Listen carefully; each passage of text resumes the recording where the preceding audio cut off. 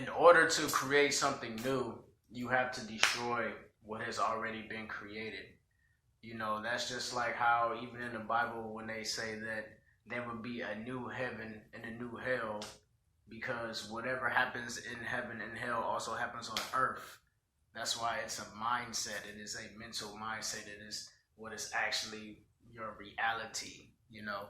And what's happening right now on this planet, a lot of people are, you know, fascinated with death. You know, all they really talk about is someone dying or people dying or people disappearing and this and that. Like, they're so fascinated with the energy to the point where that's actually what they manifest here by fascinating on it, not realizing that with death comes life, you know, not realizing that there has to be a push and a pull, a yin and a yang. There has to be a balance, you know.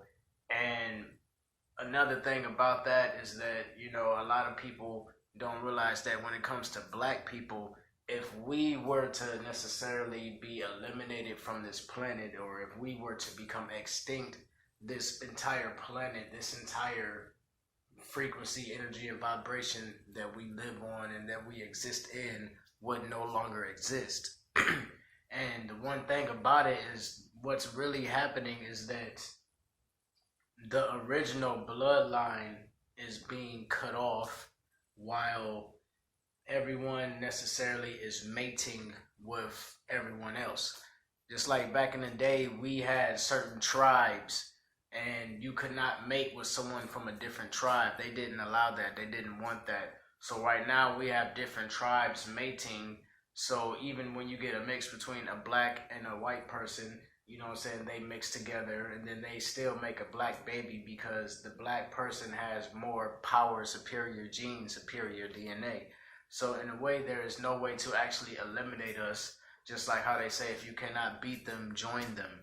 And the thing about it, the reason why I say it like that is because the enemy of our enemy is our friend. So who is our actual enemy? Right now, just like how they talk about with the 12 tribes of Israel, everyone is fighting with each other. Just like how you go to the neighborhood or you see on TV how they promote it.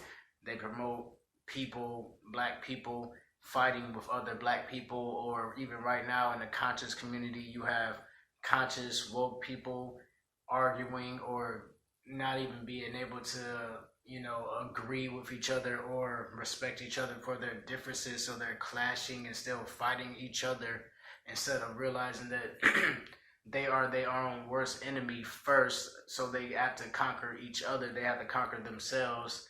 And then they will be able to work together. That's just like when we come together, we are like Voltron. We are like the Avengers. You know, at first we clashed, you know, but then we realized that we actually respected each other for our differences. We realized that our strengths together when we unite is way more powerful than our weaknesses when we are separated, because there is no such thing as an illusion.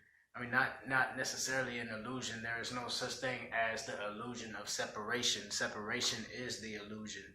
So really, there is no such thing as that when you really see the falsehood and you see the truths. When you work as a team, the leader is necessarily as strong as the weakest member. The team is as strong as the weakest person. But when you actually have each other's back, there is no such thing as a weak link. There is only filling in the gaps, like collecting the dots or putting the puzzle together.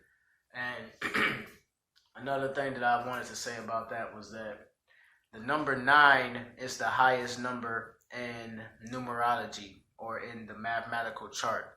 That's just like when you get to 1, 2, 3, 4, 5, 6, 7, 8, 9, 10, the 0 doesn't actually exist. Just like when you add 0 or when you subtract 0 or when you divide 0, it does not exist whatsoever. So it really is only a placeholder.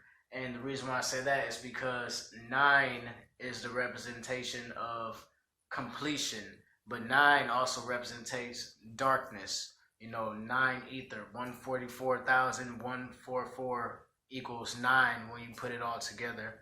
And it represents 9 ether melanin, which is what connects us to the sun, which is the reason why our skin has a copper skin color, You know, the reason why, you know, we reflect the sun, moon, and stars because we are star seeds from star dust. 9 ether is also the color in my background, which represents purple, which represents ultraviolet light. You know, it is the number 9 for a reason. It's a very powerful number. It's one of the most powerful numbers, and every number is actually powerful. It's just about what you actually utilize it for, you know. And it's all about that, because even when you're in the astral realm, you know what I'm saying, it is still a form of an illusion. You know, this third dimension, this is an illusion. When you get to the fourth dimension, that is when you are necessarily dreaming. You know what I'm saying? That's another form of an illusion. It's almost like the astral realm. It's still an illusion because everything is changing. Everything changes. You know what I'm saying? You can pretty much do everything, anything. But are you truly able to control what you are able to do? Are you truly able to control your dreams? Are you truly able to control your reality? Because the more woke you are in your dreams, the more woke you are in reality. The more you remember your dreams, the more you will be able to connect the dots between your life and your dreams and put them together in harmony. And I say that the reason why I even say that about the astral world is because the astral realm, like I said, is an illusion. Even if you associate it with the fourth, the fifth, the sixth, the seventh, and the eighth dimension, it is still a form of illusion because it is dealing with the light. You know, the light is knowledge. The light comes from darkness. That is why from darkness to light. That is why the number 9 is the highest number, and it represents darkness, because you're still going to go back to where you came.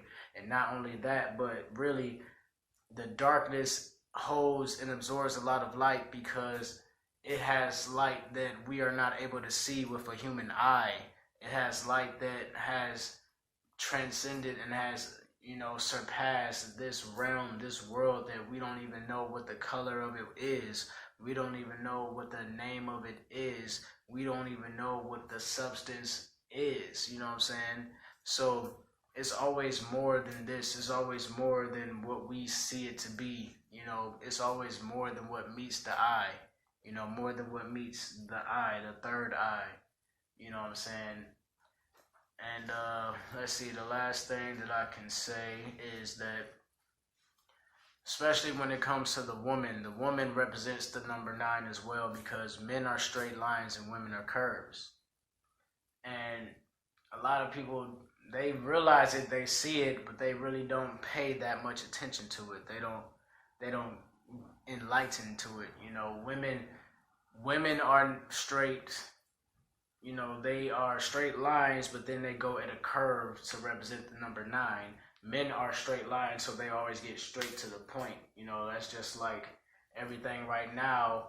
You know, if you go in a straight line, you get straight to the destination. But if you go at a curve, just like life, it has ups and downs. That's pretty much like a woman, ups and downs, curves. But when you are stagnant, or when you go straight to the point, or when you are dead, that's when your heartbeat is at a straight line.